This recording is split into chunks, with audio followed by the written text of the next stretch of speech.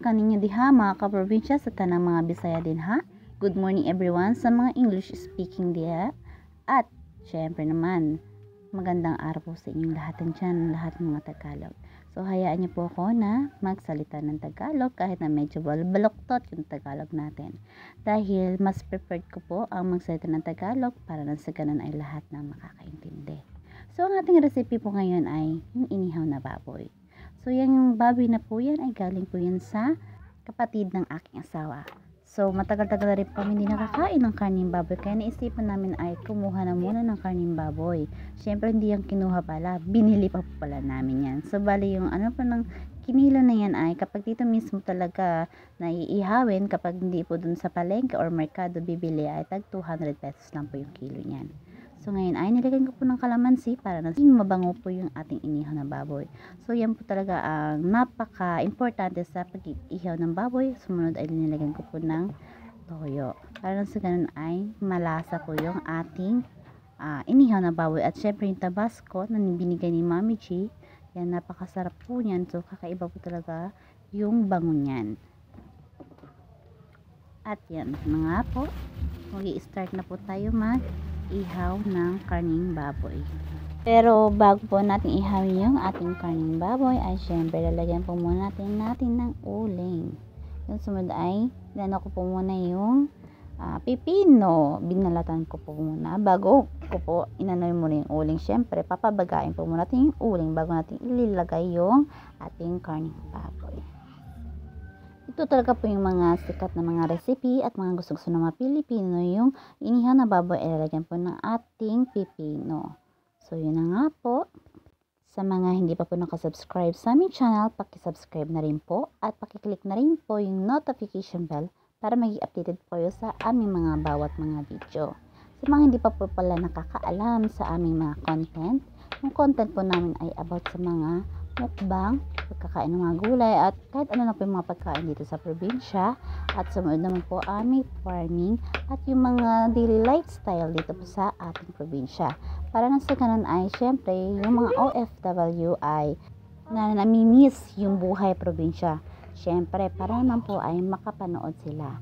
At nang sa ganun ay mapawi yung kanilang lungkot sa kanilang mga minamahal sa buhay. Ayan na nga po, bumabaga na po yung ating uling. So, ngayon ay ilalagay na po natin yung ating ihawan. At pagkatapos niyan ay ilalagay natin po yung ating karning baboy. Siyempre, in-slice ko po yun dyan sa gitna niyan. Para sa ganun ay madali na po maluto. At yun, nag-i-slice tayo ng sibuyas. So, yung sibuyas na yan ay 2 piraso lang po maliliit. Gawa ng mahal po yung sibuyas na yun. At saka hindi po natin afford talaga yung masyadong malalaking mga sibuyas. Kaya yan muna. Alam niyo po ba, kapag bumibili ako ng sibuyas ay kakonti-konti na po. Ano po yung mga importante nalagyan ng mga panakot, ayun lang po yung nalagyan ko po. Shout out nga po pala sa lahat ng mga YouTube aspirant family. Thank you at mahal na mahal ko kayong lahat. Yun na rin po si Mami G. Shout out din po at I love you din po at mahal na mahal ka po namin. So, thank you very much sa lahat ng mga sumusuporta sa main channel at sa lahat ng mga silent viewer at sa lahat na rin po ng mga viewers. Yan na nga po. So, malapit na po maluto yung ating inihaw na baboy. Yan, luto na. Nilagay ko na sa lagkayan. Yan, napakabango po talaga niya. So, kakaiba po talaga yung amoy niya. Sobrang bango.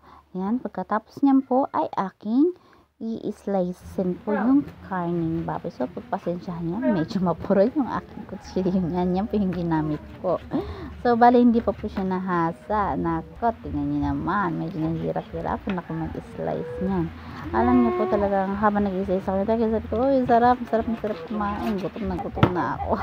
May hilabin dyan ko. Yan, ginamitan ko na talaga ng lading o yung malaking, ano ba tawag yan? Ewan ko po ba sa Tagalog ko ano yan. Basta kayo na po bahala ko ano po yung Tagalog yan. Alam niyo naman po ay medyo nahihirapan tayo sa Tagalog dahil medyo matagal tayo sa probinsya. At yan na nga, tapos na ako mag-slice.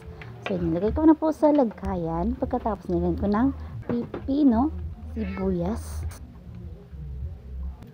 asin. Yan, nilagay ko na po yung asin para pampalasa.